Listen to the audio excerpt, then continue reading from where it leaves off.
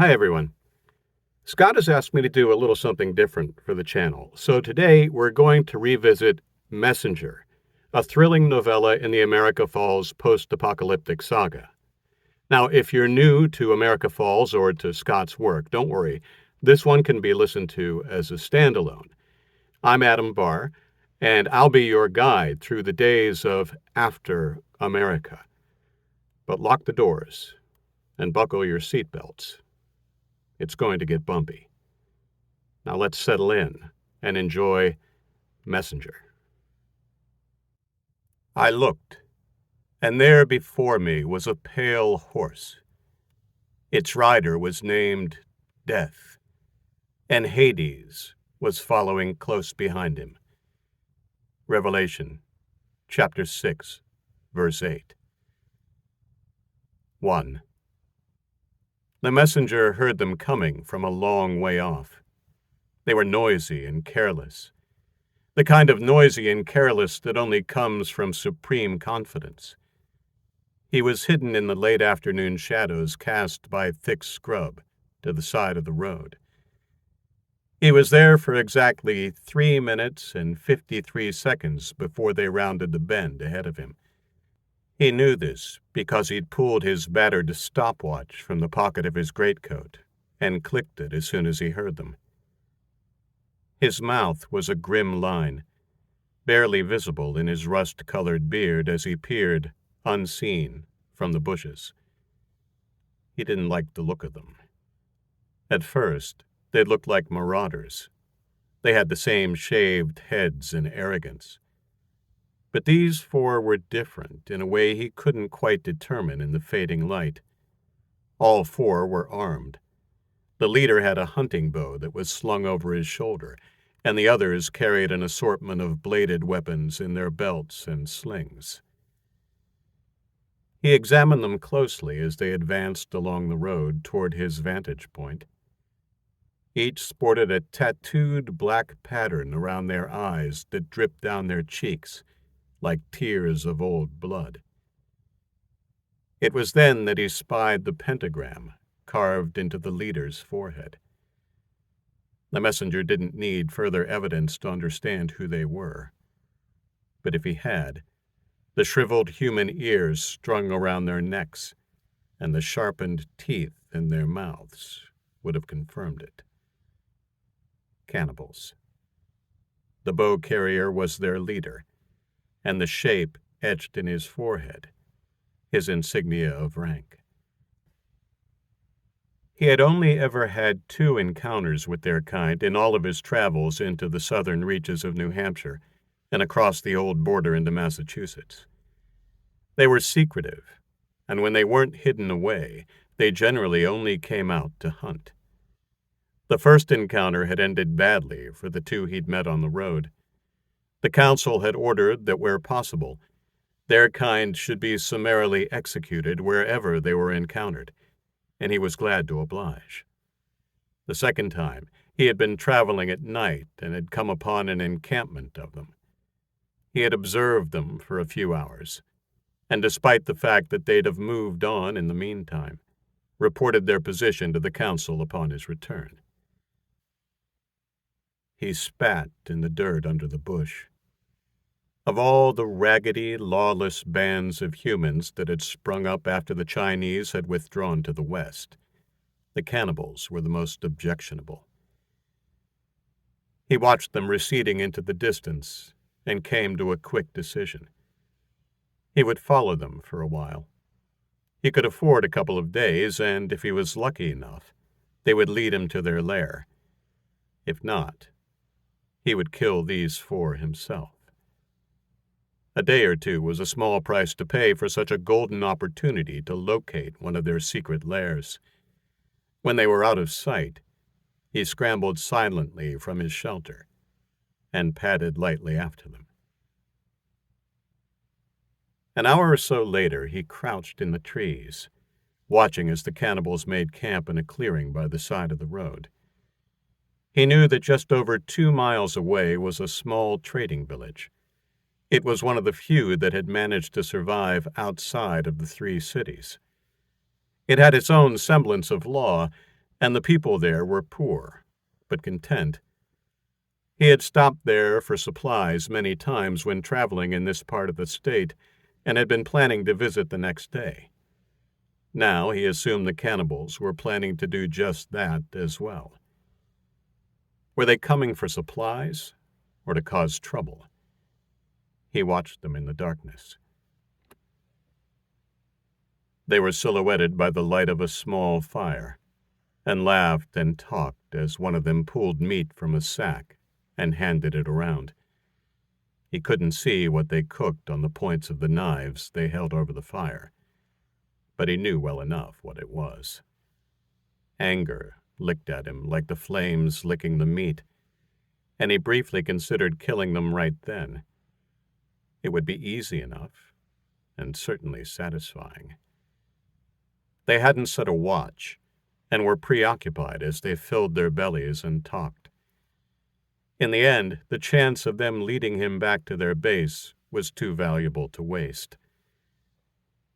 Why kill 4 now, when he could have the chance to kill a whole nest of them when he led a raiding party back from the city? He made himself comfortable, crossing his legs and watching them as he pulled a folded cloth from inside his coat. He unwrapped it carefully with one hand and spurned the salted beef, his appetite for meat spoiled. He began to eat the berries and nuts it held instead.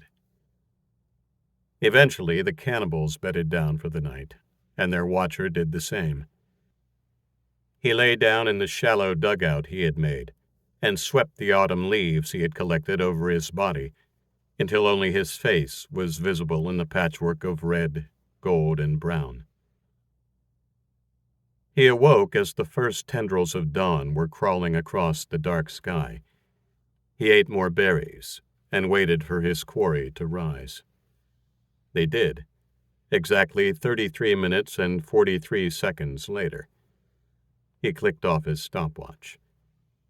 People always asked him why he used the stopwatch. "Every second counts," he would say mysteriously. He had no reason, of course. It made no difference to anything. But for some reason, using the stopwatch comforted him and gave him a link to the past. Time was not the same in this new world. It was a relic of a past when people had made it an all-important commodity. Not enough time in the day. Don't waste time. I don't have time. Time flies. All of those phrases that meant something then. They meant nothing now. Now, there was nothing but time, and every now and then, he liked to measure it. It had become a habit, like whistling or singing. He waited until his quarry were on the move before breaking cover. They did indeed head to the village, and he was able to follow them at a discreet distance until they entered. He was happy about this, blending in with the village folk. He would be able to get much closer to them and maybe glean something of their plans. The village was really the remnants of a small New Hampshire town called Pelham. The people were as dirty and unkempt as the town itself, but still, given that its first inhabitants would have been no older than 16 or 17 at the most, it was a testament to the social and resolute nature of human beings. The Chinese genocide had killed off nearly every American man and woman over the age of 16, and when they themselves were forced to flee the eastern states, the invaders had left the survivors to their own devices. Many had perished, but others had come together with varying degrees of success. While this town had developed to a level akin to a Middle Ages village, the city the messenger came from, Manchester, before America's fall, the biggest city in New Hampshire, more closely resembled an early 1900s city. It hadn't been easy to get it to that level, though. The vacuum left by the Chinese allowed several smaller nations to form, some happy to survive, others bent on conquest. It had led to inevitable clashes, and a particularly brutal period was brought to a close by what had become known as the Battle of Concord. A council had been formed by the victors, and it was the dream of that council that one day all of New Hampshire, New York State, and Maine, collectively known as the cities, would be a safe and united place for all. The messenger had been there from the beginning, and that thinking and foresight were the basis of his missions. They called him the messenger, but in fact he was more like a recruiter, a gatherer of people. He ranged far and wide and would seek out people with the right attributes and attitudes and tell them of the cities, particularly Manchester, Rochester, and Concord. He would offer them a place and then move on to find more. Once he had gathered 10 recruits, he would lead them back to Manchester, stay a while, and then head out again. He had done that for many years. Of course, some refused, but most to whom he made the offer accepted it, inspired by his stories of hope and promise. In the cities there was running water, electricity, law and order, rudimentary medical care, work, and a combined standing army of 3,000. The messenger's ability to relate to everybody he met and paint a picture of the life that was possible in the cities meant that he had been a major force in the growth of the population since the original group had settled there 10 years before. Looking at the ragged and underfed individuals going about their daily lives as he entered the square of Pelham, it wasn't hard to see why the recruiting part of his job was easy. He rarely recruited anyone from Pelham, though. Their mindsets and patterns of living were too ingrained. Lawlessness was rife here, even with the presence of local law. It wasn't hard to keep up with the cannibals when they entered the town. The unwashed throng opened for them like the sea parting for Moses, and he deliberately slowed in case one should turn and spot him. While the tall, well-fed cannibals could not be mistaken for villagers, he also would be easy to spot as an outsider. The messenger was tall and rangy. Underneath his dark, dusty clothes, he was all lean muscle. His straggly red hair was pulled back from his face in a top knot, and even dirty, was a few shades lighter than the deeper red, almost brown, of his beard. The cannibals surprised him a little. They didn't cause any trouble, and seemed focused on perusing the stalls of goods in the main square. Every now and then he would see them flick a coin and deposit purchased items into a sack one of them carried. After a few minutes he spotted 2 men, big for villagers, and dressed in what looked to the messenger's eyes to be old state trooper uniforms. Both men carried small clubs. They were marshals, what passed for law in Pelham.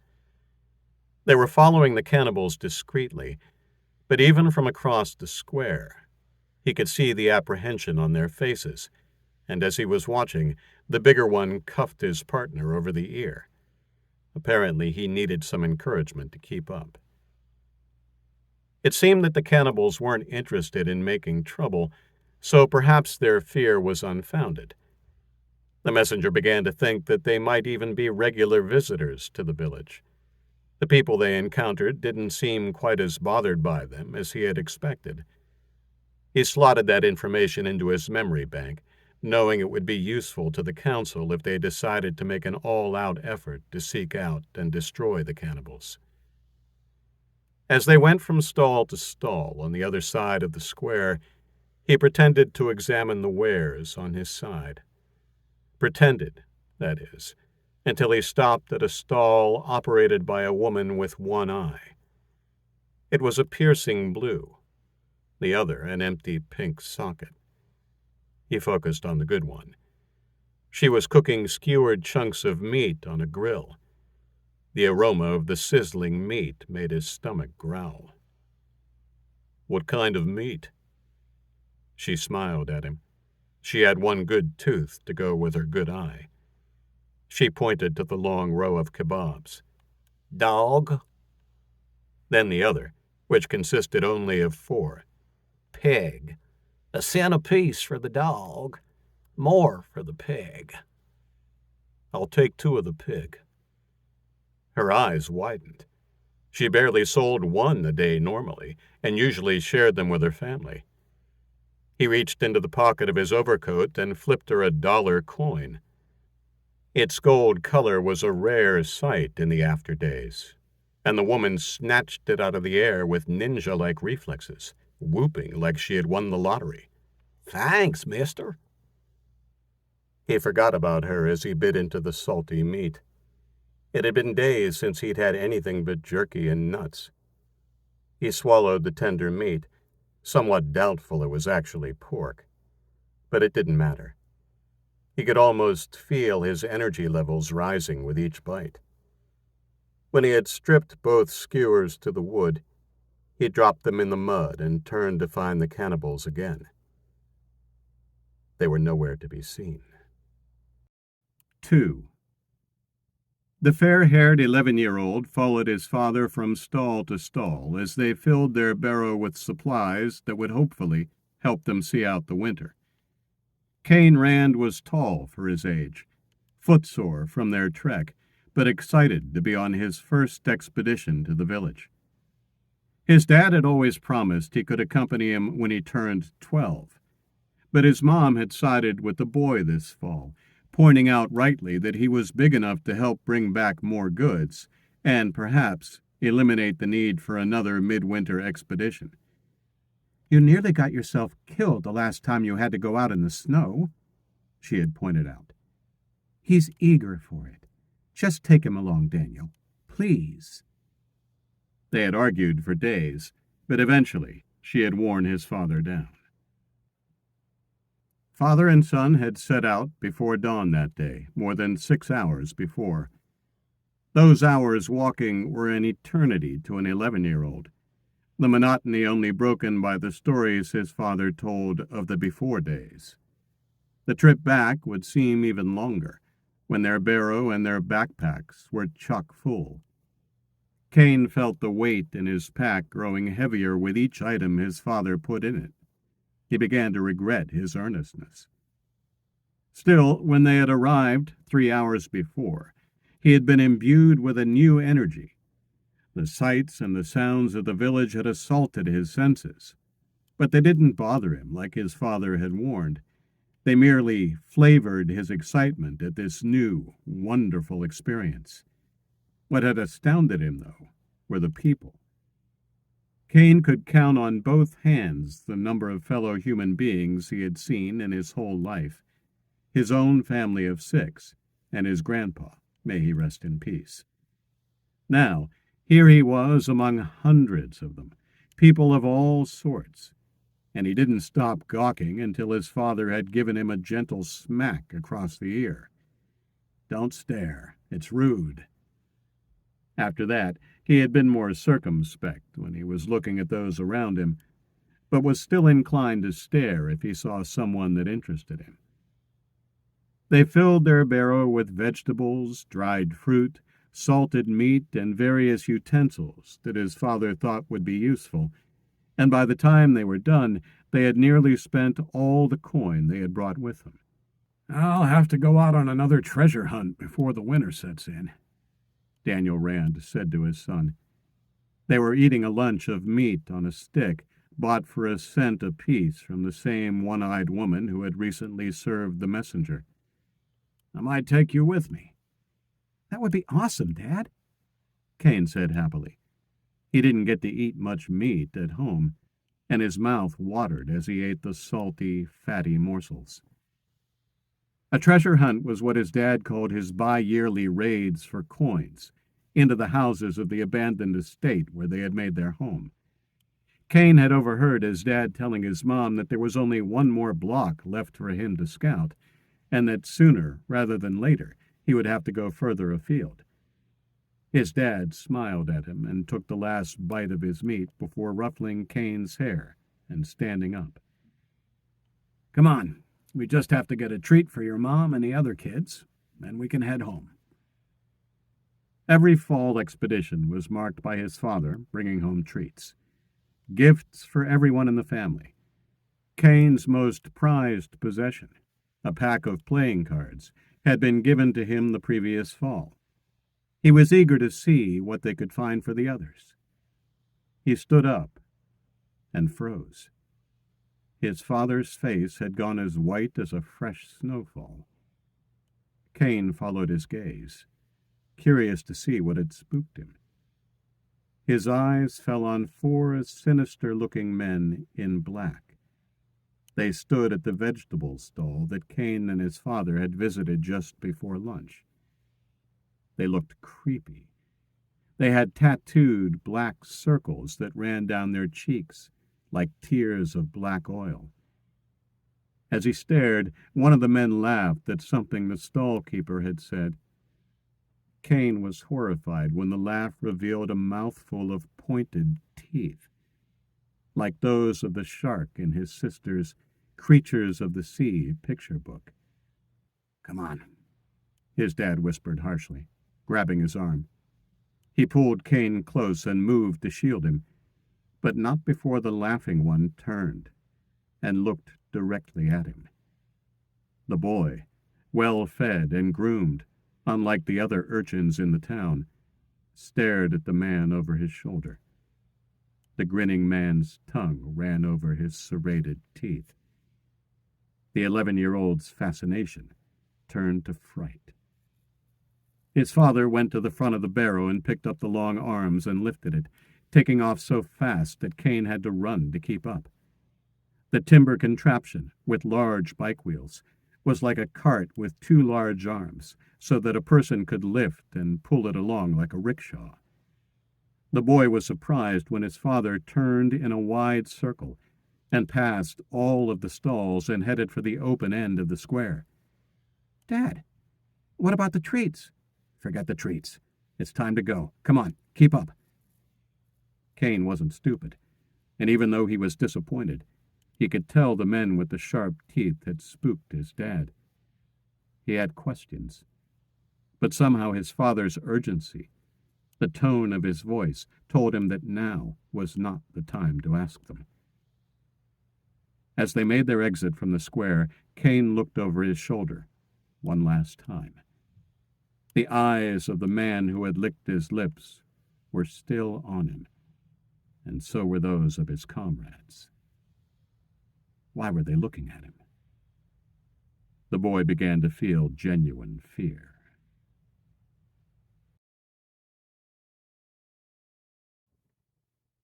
"3. The messenger scanned the crowd. He cursed under his breath and walked purposefully across the square to the two marshals. They both stood up straighter as the big man approached. "What can we do for you, stranger?" the stockier one asked, using his club to scratch his stubbly chin. The messenger was in no mood to play games. "The cannibals you were watching, where did they go?" The marshal weighed up the red-bearded man and then spat on the ground. "Gone and good riddance to those demon bastards." "Yeah," said the younger man. "Good thing, too. We were going to chase 'em out in another few minutes." The messenger ignored the lie. "How long ago and which way?" he asked the older man. The man looked him up and down and snorted. "Believe me, mister, someone like you does not want to mess with them, or you might find yourself being served for—" In a blur of movement, the red-bearded man shoved the young marshal onto his backside and pinned the bigger man against the wall. His lower arm pressed hard against his throat, his hook glinting an unspoken threat. "Oh, but I do want to mess with them," he whispered into the man's face. The young marshal climbed to his feet and rushed at the man holding his partner. In a move that was almost unfairly quick, the messenger stripped the club from the hand of the marshal he had trapped and swung it at the temple of the other. The younger man didn't even groan as his momentum carried him unconscious and face first into the mud. The older man put his hands up in surrender. "Please," he said, in a choked voice, and pointed a shaky finger to the northern end of the square. "That way. Less than 5 minutes ago." "Thank you," said the stranger politely, removing his arm from the man's throat before handing him back his club. He gestured at the man still face down in the mud. "You better turn him over before he suffocates. Later, dude." The messenger ignored the stares that followed him as he strode out of the square, the axe strapped over his shoulders, a stark warning to anyone thinking of intervening or pursuing him. He cursed his meat-greedy sloppiness back in the square. There was no place for ill discipline in this world. He left that for the people back in the cities. He quickened his pace when he was out of the town and reached the top of the first hill quickly. The 2-lane road sloped gently down for a mile and then rose again into a second hill. The 4 cannibals were just beginning to ascend the second hill, and further on, he saw 2 more figures with a cart or something similar near the top and about to disappear over the rise.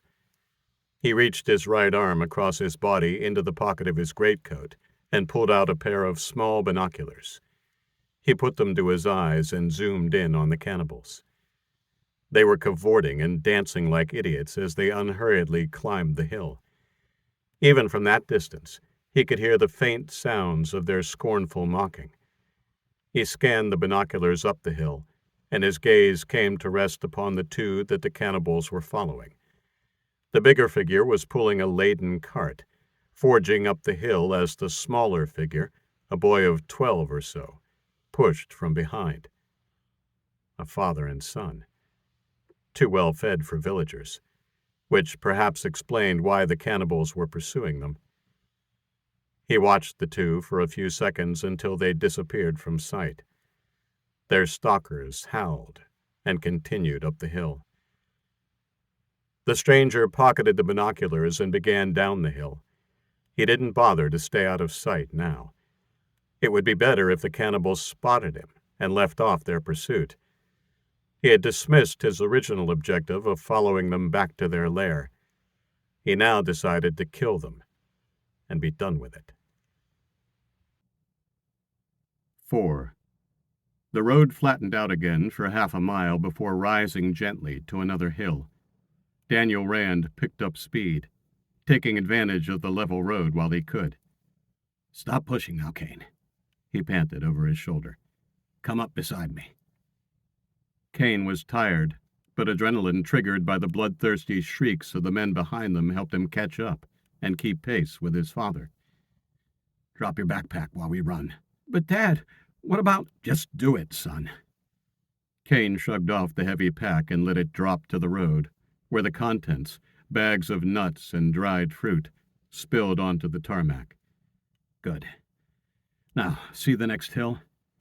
"Yes, Dad." "When we get to the top, the road curves to the right and heads back home. I want you to run ahead, as fast as you can, and follow it. You need to get home to Mom. If you hear them gaining on you before you get there, hide in the trees and wait until you're sure they're gone." "What about you, Dad?" "Don't worry about me, boy. I'll be fine. You just get home to your mother in case I'm delayed." "Okay, Dad." It wasn't okay. Kane was scared. He had never seen his father like this, and knew something had to be seriously wrong for him to be sent on alone. The 4 men topped the rise about 3 minutes behind them and whooped even louder.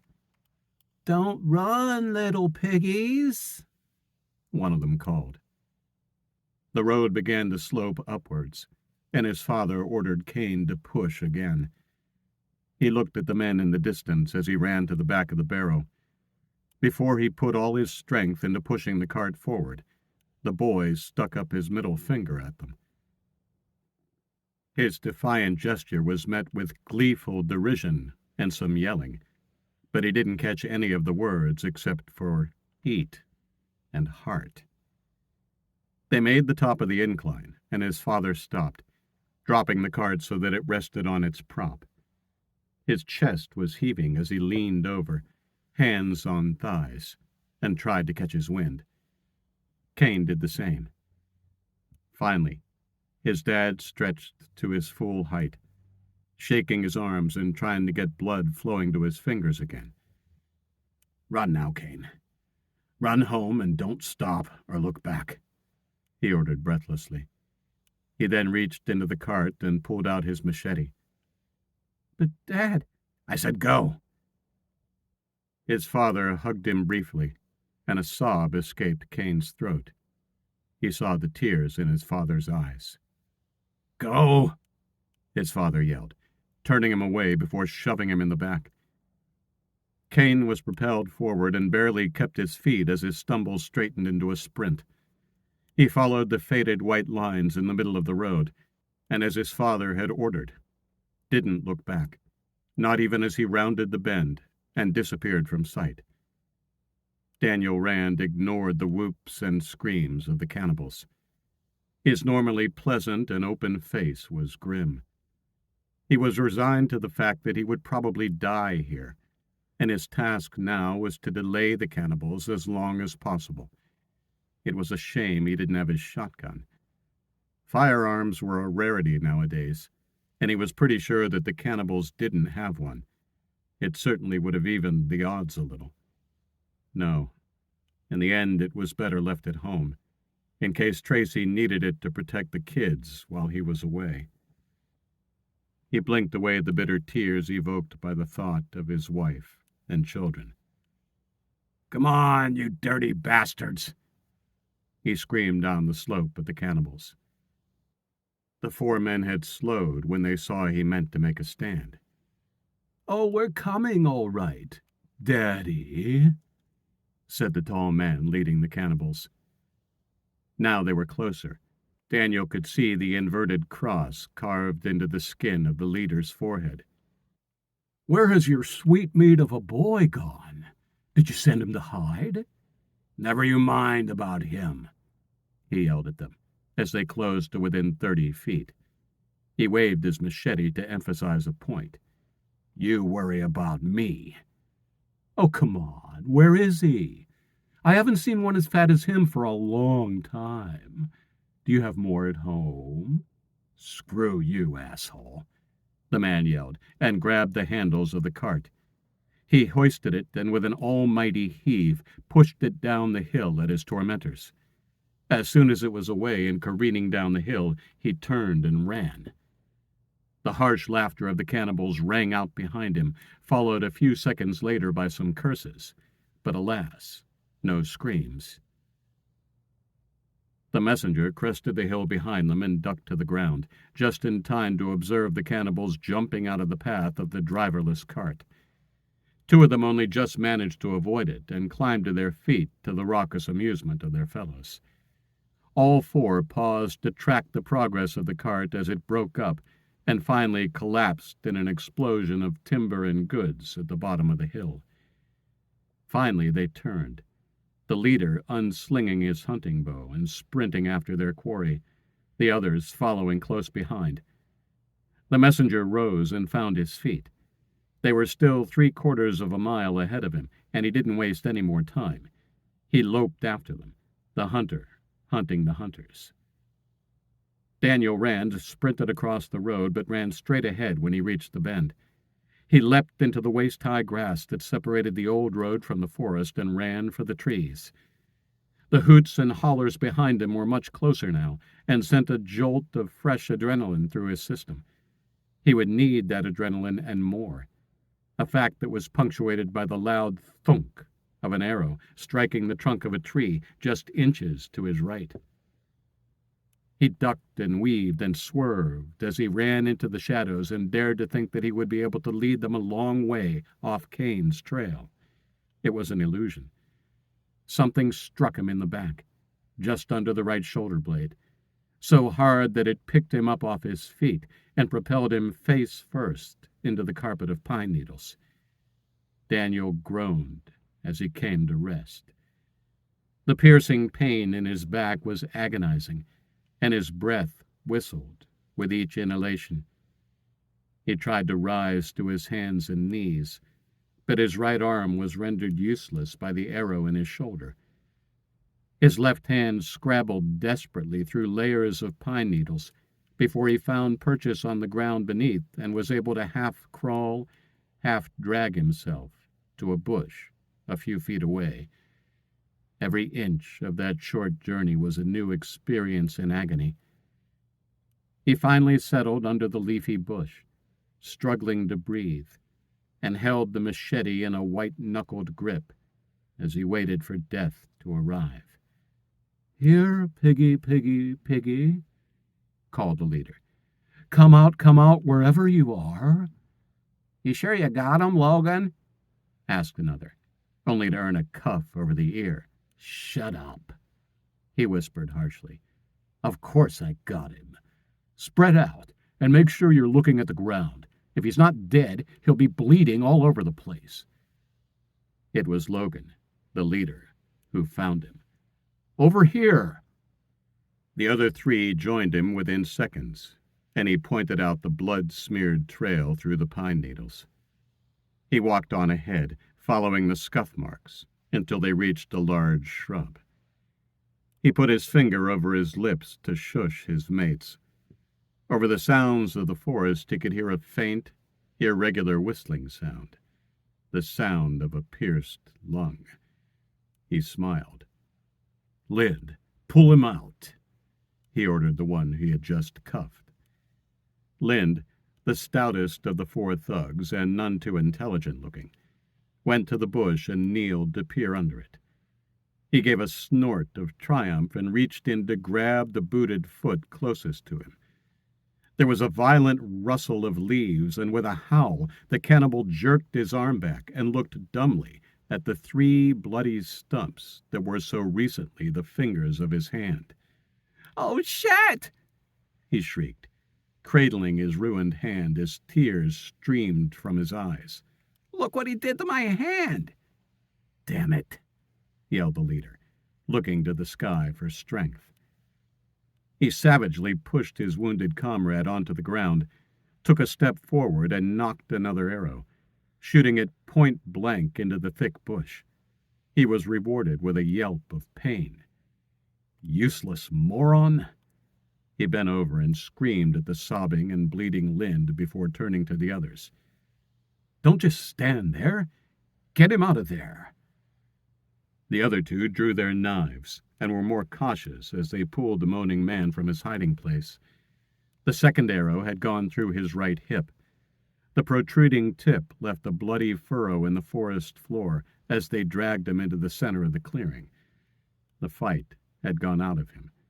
Blood bubbled on his lips with every whistling breath, and his eyelids fluttered as he fought to stay conscious. The leader dropped beside him and roughly tilted him onto his side and began pulling the first arrow from his back. He did it slowly, relishing the gargling scream it produced. When it was free, he let the man fall back onto his back and held the bloody point in front of his eyes. "This is the same arrow I will use to bring your boy down. I'll make sure it doesn't kill him, though, because I want to skin him alive. The meat tastes so much better that way." Daniel's pale face contorted in pain, and he said something softly. The leader bent over him. "What's that?" he asked cheerfully. "I can't hear you, Daddy." "I said, screw you." The dying man lunged up at the cannibal, his open mouth finding his tormentor's ear and biting down hard. The cannibal flinched, but too late. Daniel jerked his head, ripping the organ away like a dog pulling muscle from a bone. He then fell back, and with the last of his strength, spat the ear into the dirt. Now it was Logan's turn to scream, and he clapped his hand over the shredded flesh, the warm blood pouring through his fingers. "You jerk!" he spat, with barely concealed fury as he pulled his hand away and looked at it. Logan rose to his feet, and Lind, his injury momentarily forgotten as self-preservation kicked in, shuffled quickly out of his leader's reach. His two cronies had already moved a safe distance away. The leader ignored them and pulled a knife with a long, thin blade from his belt and bent over the dying man. "Your boy," he said, almost conversationally, as he sliced off the dying man's ears, one at a time, with two economical movements, "is going to suffer for days and days before I put an end to him. But before he does, I will starve him until he begs me to eat these." He waved the fleshy offering in front of his victim's eyes, but only received a choked gargling in response. The leader placed the ears into a pouch on his belt and then bared his sharpened teeth in a terrible smile before placing a steadying hand under the man's head and driving the long, thin blade slowly and deliberately into his eye. He kept pushing until the blade hit the back of his victim's skull. Daniel's body stiffened, a ragged final sigh escaping his lips. Logan withdrew the blade, wiped it on his sleeve, and sprang to his feet. "Come on," the leader said. "Let's go hunting." The two uninjured cannibals fell in behind their leader immediately, but Lind took the opportunity to viciously kick the dead man in the head several times before turning and running after his mates. 5. The messenger reached the long grass and availed himself of the cover it offered, crouching and moving forward, well to the left of where the cannibals and their quarry had trampled it. He heard screaming and shouting from the trees, but had difficulty telling how far in they might be. The noises subsided after a while, and he decided to enter the forest, planning to circle around and fall upon them from the front. He was running for the tree line when the leader, the side of his head a red mess, burst from the forest barely 20 feet away. The messenger ducked down in the grass, watching as three of them emerged. He had begun to think the father may have taken down the fourth, when he also appeared a good few seconds behind his companions. He waited until they were on their way, and then, resigned to the fact that he was too late, quickly ran into the trees the way they had come. It wasn't hard to follow their trail, and as he ran through the dappled sunlight, he inspected the floor of the forest, trying to piece together what had happened. There was no evidence of a child's passing, and it led him to believe that the father had tried to lead his pursuers away, perhaps hoping to give his son time to escape. The more he considered it, the more he believed he was right. If not, the bastards would still be at their butchery. He found the mutilated body of the man a few seconds later. There was no point checking for a pulse. There was no sign of the boy. With his suspicions confirmed, he turned on his heel and began his own pursuit. Cain ran on, his chest heaving. It had been an hour since his father had ordered him to go, and the fear and adrenaline that had fueled him initially was finally fading. He was nearing the end of his endurance. He had just passed a tall tree that his dad had called Big Red as they passed it on the way to the village that morning. The happy, carefree walk that had held such promise for the 11-year-old seemed days ago, not hours. He slackened his pace to a walk. The tree meant he was less than an hour from home, and there had been no sign of the bad men. Cain even considered stopping to wait for his dad. He was sure by now that he had dealt with the problem, but decided the risk of catching an ass-whooping for disobeying orders wasn't worth it. His dad had been very serious about it. Every now and then he would turn and look back along the road, hoping to see his father in the distance. He had been disappointed each time. A half-hour after he passed Big Red, he looked back and a feeling of joy swept over him. In the distance, through the shimmering heat of the blacktop, he could see the figure of his father. He waved and called out, "Dad!" The figure waved back, and Kane began to run towards him. He ran hard, the happiness fueling his fatigued body. He ran for a couple of 100 feet until the shimmering figure suddenly morphed into two. Kane, confused, slowed to a walk. Who was that with his dad?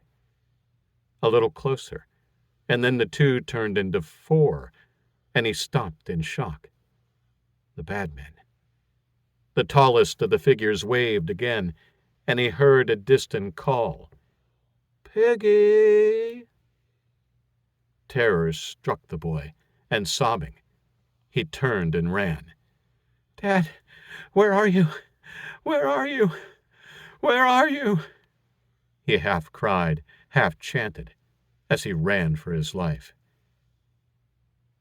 The leader cackled as the boy turned and fled. They slowed to a jog.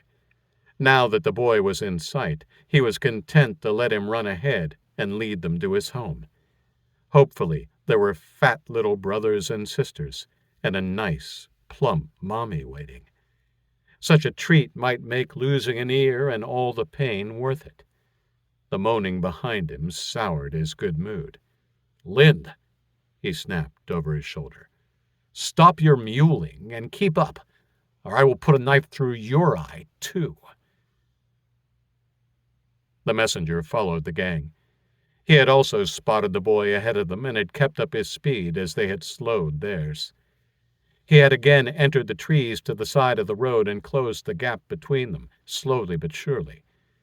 His plan was to take out the injured one at the back first. He was well behind the others, and a throwing knife would be quick and quiet. If luck was on his side, they would be unaware of their comrade's demise for a while, allowing him time to get ahead of them and launch an attack from the front when they turned to investigate. 5 minutes later, he decided it was time. Still in the tree line, he was now tracking parallel to the man at the tail as the road veered closer to the trees. He pulled one of the black, flat-bladed knives from his belt and hefted it in his hand, without taking his eyes off his mark. He pulled slightly ahead, and then halted, barely 15 feet away from his target. He waited until the man was forward of him, then cocked his right hand over his shoulder and tensed. "Go!" The shout of the leader surprised their stalker, and when all four of the cannibals took off at a run, he cursed under his breath. The messenger darted out of the trees. A quarter-mile further on, he saw the overgrown brick entrance of a housing estate. The cannibals were now running for it. The kid had disappeared in there, and they didn't want to lose him. He sprinted after them. Sunnyside Springs, with an N and the R missing, the weathered letters over the entrance announced.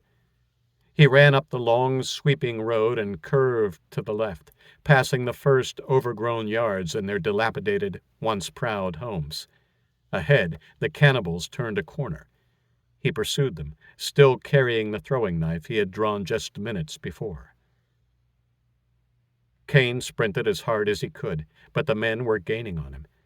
Try as he might, he couldn't get far enough ahead to get out of their line of sight, something that might have allowed him to lose them with a few quick turns. He sobbed as the pounding footsteps closed in on him. 6.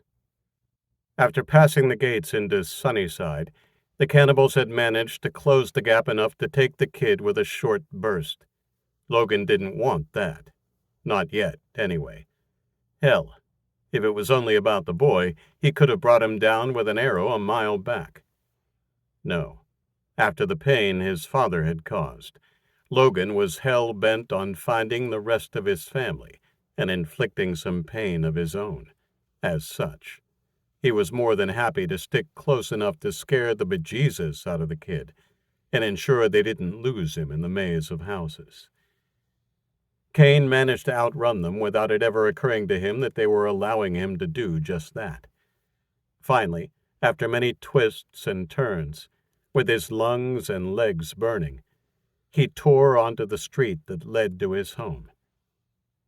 He ran for the barricade of old cars, metal and wire that his dad had constructed at the end of their cul-de-sac, and climbed over it like a monkey, avoiding the metal points and barbed wire with ease before scrambling down the other side. He didn't waste time looking back. He sprinted up the hill towards his home, screaming to his mother. Kane's mother, her thin blonde hair in a ponytail, bent over the sink, scrubbing dishes, as she listened to her other children playing in the backyard. At first glance, she would have looked like any housewife from before. However, closer inspection would have shown her to be thinner than she should have been. This was a consequence of always making sure that the kids and Daniel always had full bellies. Sometimes that meant she went without. That's just the way it was. Her jeans and threadbare shirt hung loosely on her frame, and when she smiled at a particularly boisterous laugh from one of her children, a missing front tooth marred the pale prettiness of her face. She was young, perhaps only 26 or 27, but her face was careworn. Tracy Rand blew a strand of hair from her brow as she glanced through the curtains. The three children were wrestling on the grass under the kitchen window, 8-year-old Rachel getting the better of her younger siblings. "Don't be too rough, you kids," she called out, putting the last of the dishes onto the rack to dry. She wiped her hands on a faded towel and walked upstairs to her bedroom. The house was clean and sparsely furnished. They had found it 7 years ago after Daniel's father, one of the few original adult survivors of the Pyongyang flu, had died. Daniel hadn't wanted to stay in their old apartment after that. Too many memories, too many gangs in the city, too much danger. He had wanted to give her and Kane, and any more kids they might have, a fresh start. She didn't mind. She would have followed him to the ends of the earth. Daniel's parents had purchased a house in Sunnyside Springs during the fall of that year, the year everything had gone to hell. They, along with the 10-year-old Daniel, had been scheduled to move in the weekend after Christmas.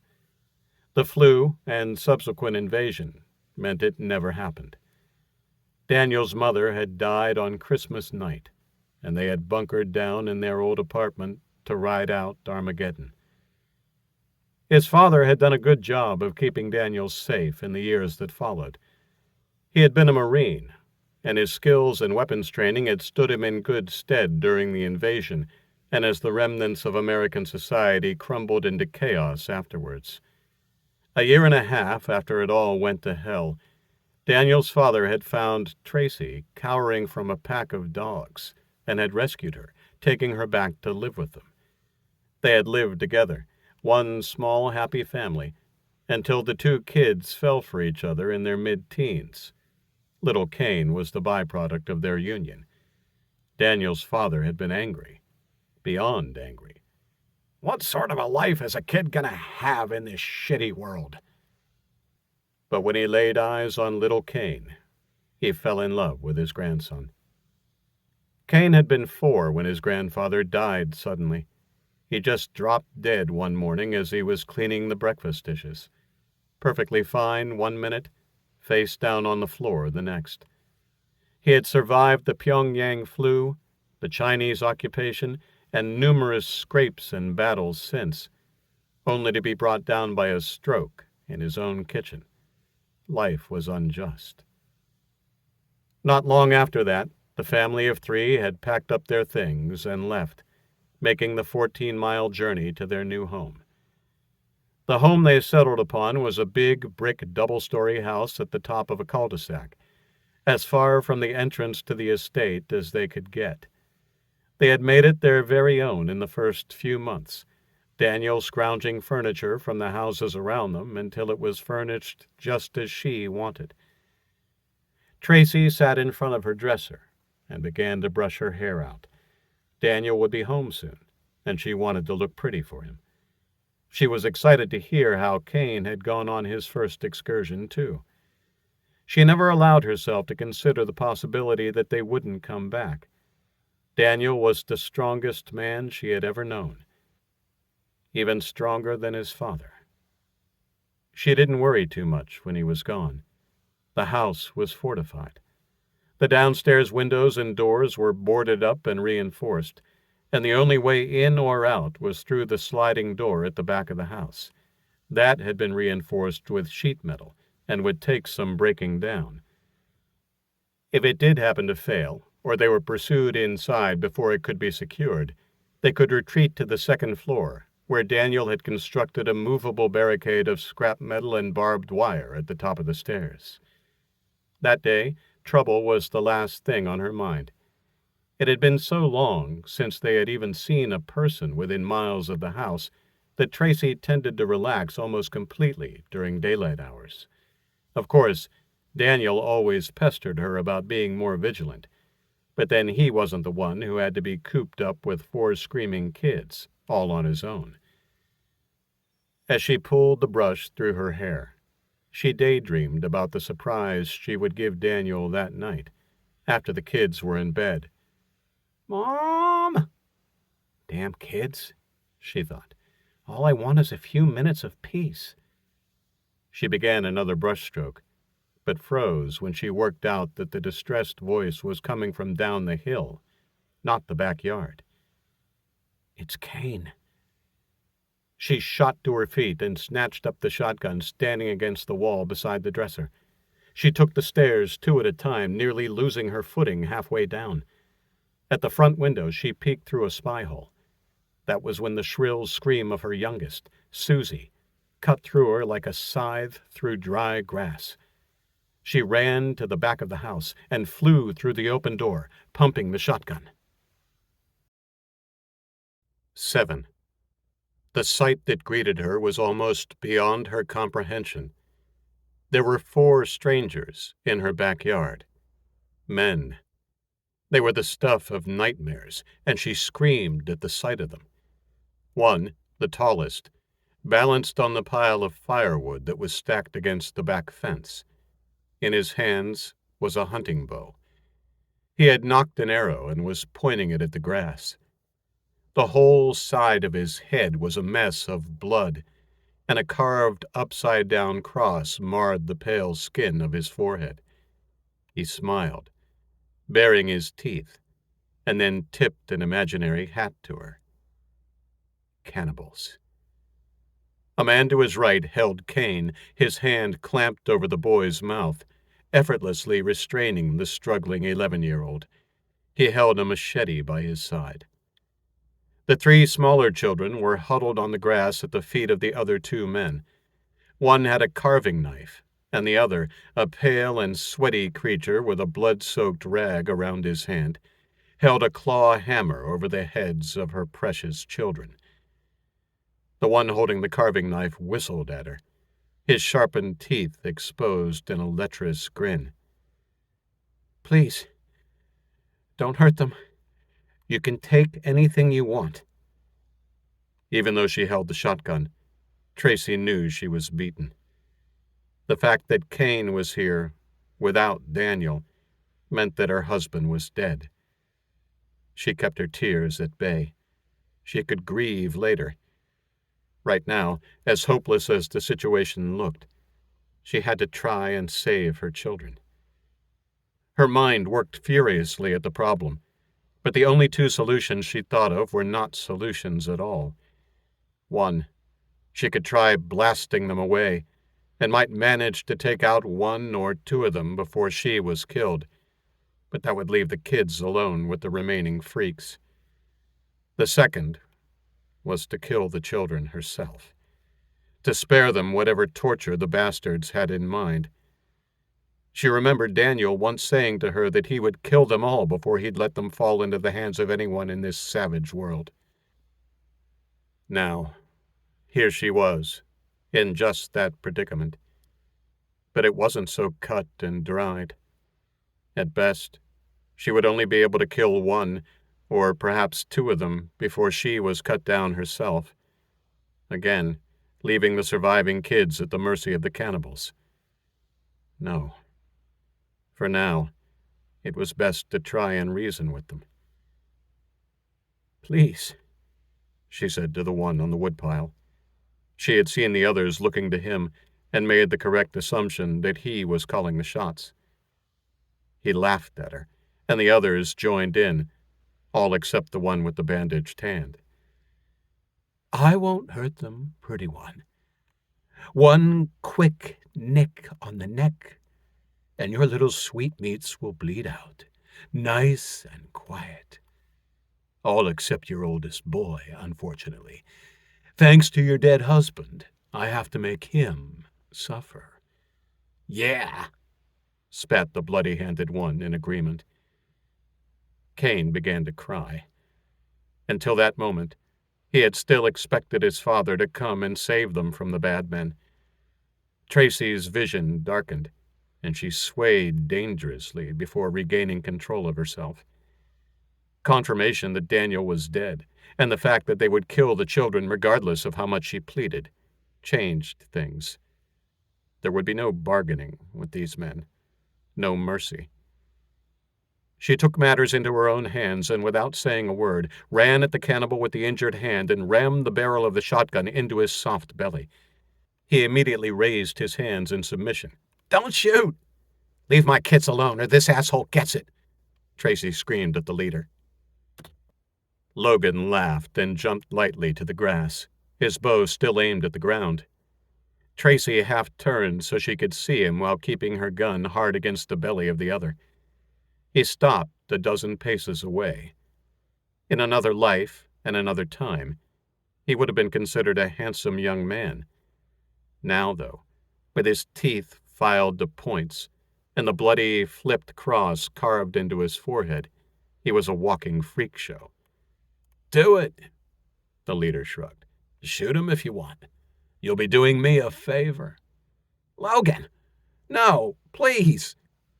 The leader ignored the pleas of his comrade. "Go on, shoot," he encouraged her. "It won't help. Shoot him or don't. Either way, we'll have full bellies tonight." He ran his tongue along the points of his teeth, and Tracy's resolve faded, the muzzle of her gun still in the belly of the whimpering cannibal. "Can't do it, huh?" asked the leader, mock empathy in his voice. "It's okay. It's hard to kill. The first time."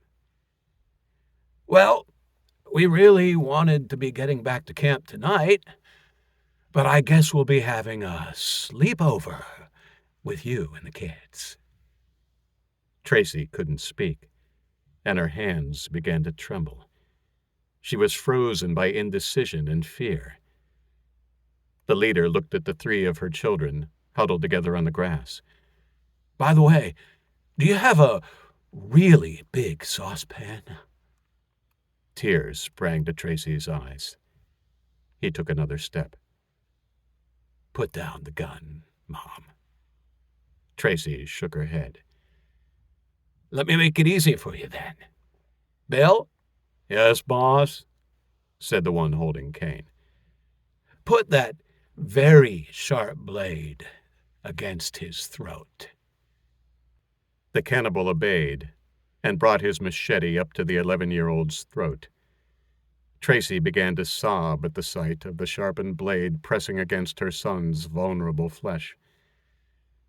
"Mom, I'm going to give you to 3 to put down the gun.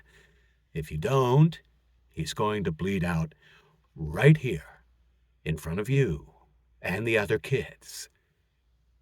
She sensed the men around her tense as the countdown began. 1.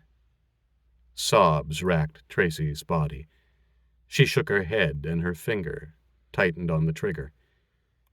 2. She took a deep breath, blinking rapidly to clear the tears from her eyes. 3. "I love you, kids." Before Tracy was able to pull the trigger, there was a muffled groan to her right. The man holding Cain was slowly sinking to his knees, a black object protruding from his left eye. His numb fingers dropped the machete and tried to find purchase on her son's clothing. The boy shrugged off the weight of his erstwhile captor and bent down, quickly snatching up the machete and holding it in front of him. The leader spun around, his hunting bow raised and searching for a target as he backed away towards the house. Tracy saw an opening and acted. Boom! The force of the shotgun blast caused her to lose her footing and fall onto her backside as the bloody-handed man she shot simultaneously flew backwards into the timber fence, his belly a ruined mess. He slid lifelessly down the timber pales, leaving an obscene trail of blood and guts as he went. The children screamed as the other cannibal knelt over them, using them for cover and waving his carving knife wildly this way and that. Tracy clambered to her feet and turned the shotgun towards him. She froze as she felt the cold point of an arrowhead against the side of her neck. "Don't you move, bitch," the leader said quietly. "Drop the shotgun." There were only 2 cannibals left now, and Tracy, even while knowing the odds were against her, understood that they were better than they had been a minute before. She relaxed her grip on the shotgun and held it out one-handed to show she was complying before dropping it onto the grass. The other cannibal was still panicked and trying to look everywhere at once. "Calm down, Joel," his leader snapped. "That's right. Calm down, Joel," said a voice behind him. Tracy found herself swung around violently as the leader positioned her between him and the man standing near the fence on the western side of the yard. The cannibal jammed the point harder against her unprotected throat. The man in front of the fence was big and rangy, with hair and beard that might have been red when it was clean. The long coat and clothes he wore were worn with use, and over his shoulders she could see a wooden handle. The expression on his face made her feel cold inside, and she was glad it wasn't directed at her. He held a flat, bladed object in one hand. She could tell it was the same as the one embedded in the eye of the man who had been holding Cain. Throwing knives. There was another in the belt under his greatcoat, and she could also see something silver in his other hand, but couldn't make it out. Tracy didn't know if he was there to help her or help himself, but she decided to worry about that if he managed to take down the cannibals. "Well, well, well. What do we have here?" "Unnock the arrow and step away from the lady." The lead cannibal laughed again. Tracy wasn't sure if it was an act or if he genuinely felt like he was back in control. The point of the arrow scratched her skin as he shook with mirth. Behind him, the cannibal called Joel laughed too, but he didn't sound quite so sure of himself. "Oh, man, you crack me up," said the leader. "This is no lady. She's just a bloody whore who's going to die if you don't put your hands in the air now." The stranger didn't move. He just stood there, the hand holding the knife, rested, relaxed by his side. He began to whistle a tune.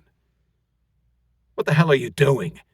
the cannibal screamed and pressed the arrow into the woman's neck. A trickle of blood began to crawl its way down her throat. "Sorry," said the stranger, smiling, almost as if he was embarrassed. "This whole situation just reminded me of a song by Kenny Rogers. It's called The Gambler. I doubt you'd know it, but you'll like the words. You gotta know when to hold 'em, know when to fold 'em, know when to walk away, and know when to run." The leader was dumbfounded by the singing stranger, so much so that when the stranger threw his knife in a lightning-quick movement, he barely had time to flinch. The heavy blade speared into his hand and knocked it away from the bitch's throat, the arrow falling uselessly to the ground. The cannibal grabbed his skewered hand and backed away as the messenger reached fluidly over his shoulder and drew his axe from its clasp. Still humming the tune, he started swinging the axe one-handed in a cross-shaped pattern, slowly at first, then with ever-increasing velocity. It was only when he brought his other arm up to balance the weight of the axe that she realized his hand was missing, and in its place was a crude metal hook. The stranger didn't hesitate as he walked towards the leader, his axe now a humming blur. "Get him!"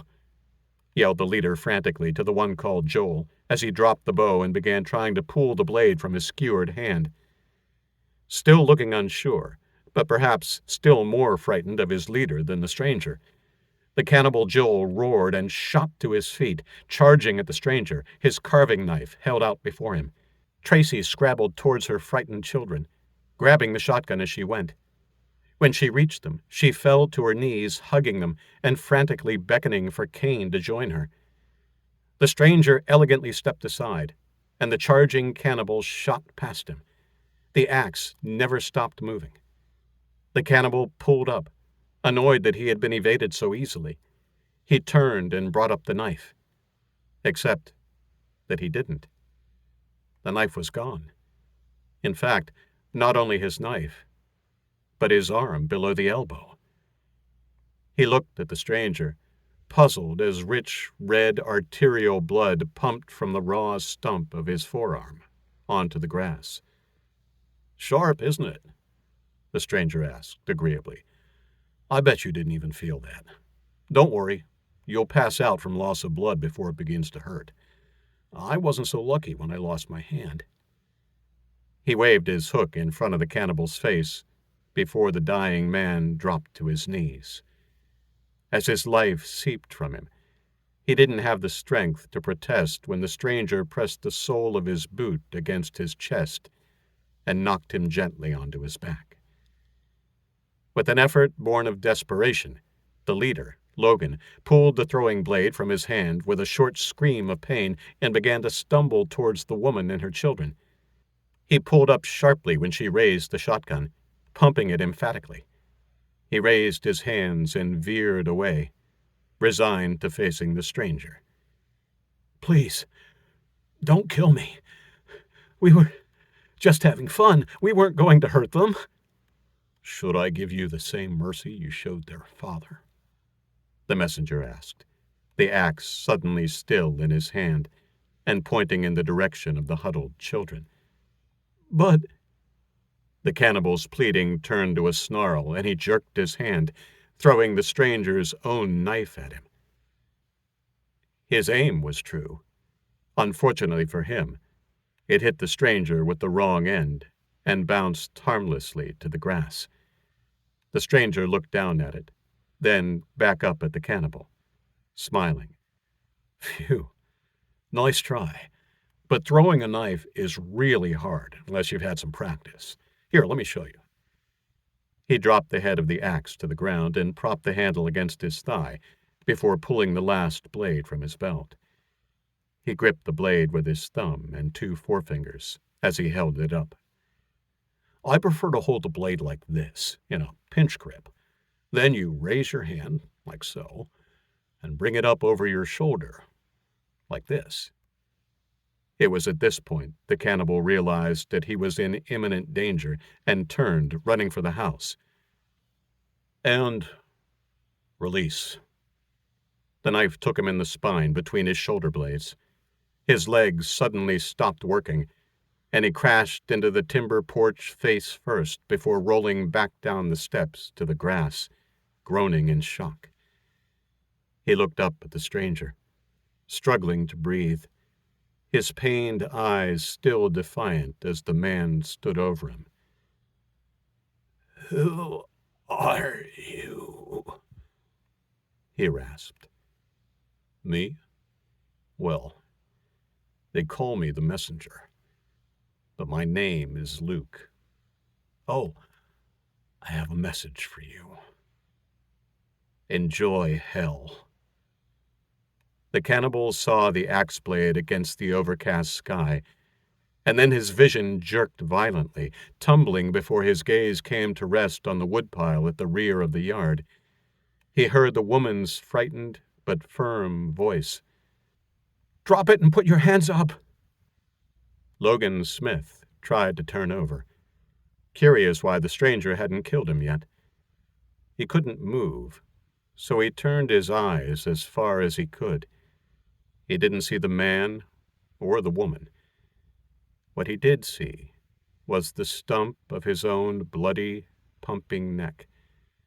His mouth opened in a final, silent scream as the oxygen in his brain was finally exhausted, and death took him. The messenger put his arms in the air, his hook dull in the late afternoon light. His axe was on the ground. He had dropped it when she had ordered it, her shotgun aimed at his belly. Her hands were still trembling from the horror of the last few minutes, and, perhaps, fear of him. "Who are you, mister? And what do you want?" "My name's Luke Merritt, and I don't want anything." Rain began to fall in the late afternoon light. First a few sprinkles, then a downpour of heavy, fat drops. The children squealed. He looked up at the dark, heavy sky, smiling, and then back to her. "Well, maybe just a roof over my head for the next few hours." "Kids, inside," she called, without taking her eyes or gun away from him. They ran inside, eyeing him warily as they passed. "All right, Mr. Messenger. I guess it's the least I can do. But if I let you stay a while," she said, nodding at the dead bodies, "you can help me clean up this mess before you go on your way." She flinched as he stuck out his good hand. "Deal." Strange. As dangerous as he had seemed just minutes ago, the glint in his eyes suggested something more than danger now. Something that suggested good humor and earnestness. She slowly lowered her gun, ready to bring it up in an instant if he looked like making a threatening move. He didn't. "Well, come on in, I guess." The rain that began falling that day didn't let up for 3 days. Luke didn't leave for another 10. When he did leave, Tracy Rand and her children went with him. He had told her of the cities, and she knew now exactly why they called him the messenger. He was a gifted storyteller. He related his story, the history of Manchester, and the benefits of moving there with a skill that left both her and her children enchanted and sold on the idea of going back with him. Even with his stories and the opportunity the city seemed to offer, she might still have opted to stay and tough it out, if it wasn't for one thing: Luke himself. By the end of that 10 days, she was falling for him. At first, she felt disgust that so soon after losing Daniel she could even think about another man, but it seemed beyond her power to control. Luke, for his part, never encouraged or returned her affection, and even when they set out for the city, she had no inkling of whether he had the same feelings for her or not. It didn't matter. She was following a feeling, and would see it through to its possibly bitter end. Neither her nor the children looked back as they followed the tall stranger down the hill and over the barricade to their new life. The end. If this was your first time in the America Falls universe, you can find links to the entire audio series, beginning with Hell Week, in the description below. I hope you enjoyed today's story as much as I enjoyed reading it to you.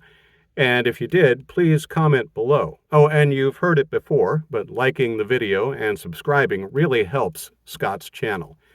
On behalf of Scott, I'm Adam Barr. Thanks for listening and watching.